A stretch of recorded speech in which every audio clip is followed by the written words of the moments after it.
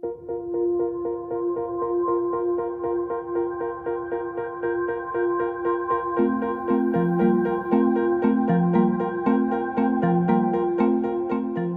Security is now the largest item in the federal budget, amounting to more than 1/5 of total spending. Current projections have the Social Security Trust Fund running out of money in 2033.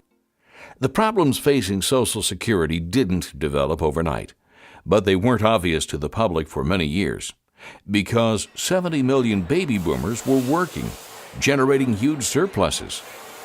For every retiree collecting money from the program, there were many workers paying into the system.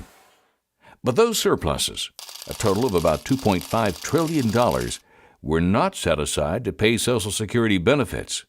Instead, they were invested in U.S. Treasury bills and were used to pay other government expenses. Now that the baby boomers are about to retire, that loan is coming due. The biggest chunk of the population will soon be receiving money from the system, not paying into it. And they'll be doing so for decades longer than Social Security's planners ever anticipated. As the country struggles to find ways to pay down the national debt, many wonder if Social Security will soon become an unfair burden on the workers who have to pay for it. Many Americans are re-examining the principles on which Social Security is based and are thinking anew about the nature of individual responsibility. Now that it's time to start paying up, the question we must face is this: how can we best provide for Americans' retirement? In addressing this question, we have many things to consider and weigh. Your issue guide lays out 3 possible options for what we could do. Each suggests actions that we might take to address it. But every action, even if it works perfectly, will have trade-offs. By working through each option, we should be able to make a sound decision about this issue together.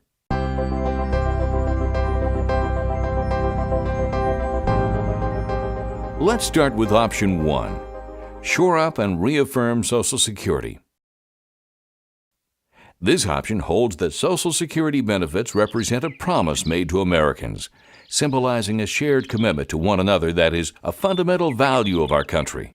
The program has earned its near-universal support, and the promise should be kept by doing whatever it takes to keep these benefits as they are. So, how can we do that?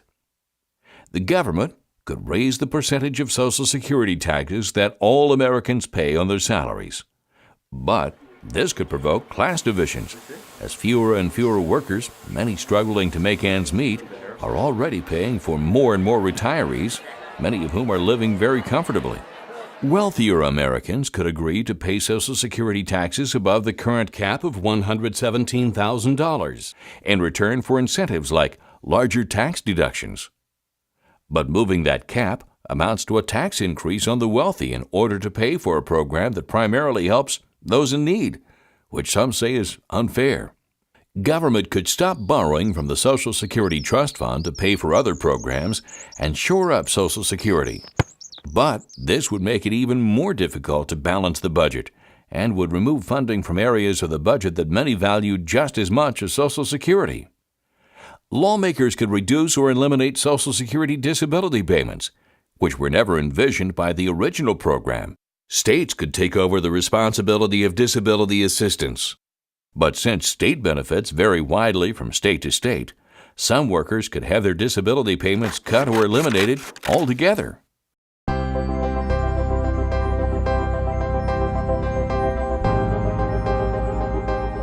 Or we could come at the problem another way. Option 2. End reliance on Social Security for retirement. This option says that the problem is that the government has been taking too much responsibility for the well-being of individuals. It is time for people to take more personal responsibility for their own retirement. We should phase in a privatized system of retirement savings accounts, which could be regulated by the government, but controlled and managed by individuals. So what actions could we take to accomplish that? We could give workers control over savings and investing their own retirement funds, so they could get a better return than they do now from Social Security. But not everyone would do better. Some would misjudge what they need to retire. or lose money in bad investments. This could result in large numbers of the elderly ending up in poverty. Government could require regular payments from workers and employees into private retirement accounts and regulate the companies that manage these accounts. But this will create a whole new set of potentially burdensome government regulations, and young people with lower-level jobs may not be able to afford a basic standard of living if they must also save for retirement. Businesses could raise their matching funds into workers' 401k plans. But businesses might not be able to employ as many people if they're pressured to spend more money on matching 401k plan contributions. Government could simply give everyone a $2,000 retirement account at birth and collect little or no taxes on such accounts.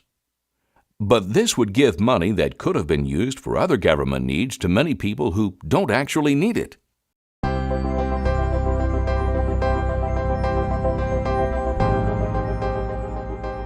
Or we could try a third option: reinventing retirement and Social Security.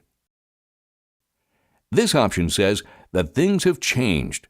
It is unrealistic to continue to support a plan that enables people to retire in their early to mid-60s when the average lifespan now extends to the age of 78, and sometimes far beyond. Americans are living longer, healthier, more active lives. Retirement looks very different than it once used to. The compact that Social Security represents should be adjusted to account for this. So what would this look like? The government could raise the normal retirement age to 70 and the early retirement age to 66. But raising the retirement age would be a hardship for those who do physical labor for a living. Those who could not wait to retire might end up applying for disability. Employers could allow and encourage older employees to work longer so they could defer retirement benefits. But this would mean fewer jobs available for younger workers. Nonprofits and banks could give low-interest loans to help elderly people start their own businesses to support themselves in retirement. People could also form lending circles or microfinance ventures for the same purpose. But it would be unfair to give the elderly advantages in getting business loans based only on their age, and at least some of these businesses would no doubt lose money. Social Security could begin rationing payouts by need. The poorest Americans who need the program the most could receive the most, while those who have more money receive less. But this may erode the universal support of Social Security by making it a limited program supported by a tax instead of something from which everyone in society benefits.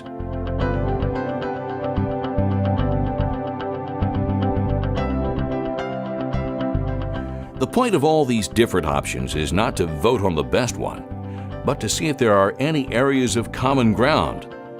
All we're trying to do today is make a sound decision, which is simply one that we've considered deeply and can all live with. The only way to do that is to work through the trade-offs of each option, and then try to come to some kind of balance between all the competing concerns.